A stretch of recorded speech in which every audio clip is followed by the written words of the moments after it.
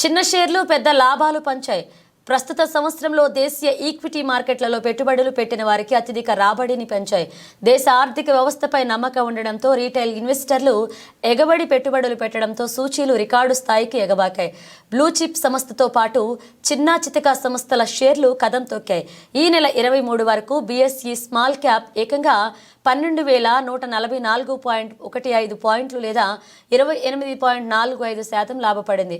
అలాగే mid cap index కూడా 9,435.09 పాయింట్లు లేదా 25.61% ఎగబాకింది. కానీ 30 షేర్ల ఇండెక్స్ సూచీ సెన్సెక్స్ 6,299.91 పాయింట్లు లేదా 8.72% మాత్రమే పెరిగింది.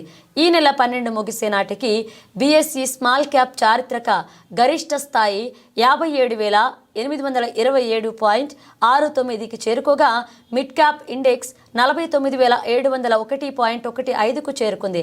ప్రాంతీయంగా ఉండే ఇన్వెస్టర్లు ఎక్కువ శాతం చిన్న స్థాయి స్టాక్లను కొనుగోలు చేస్తుంటారు. అలాగే విదేశీ పెట్టుబడిదారులు బ్లూ చిప్ సంస్థలు లేదా అతిపెద్ద సంస్థల్లో తమ పెట్టుబడులు పెడుతుంటారు.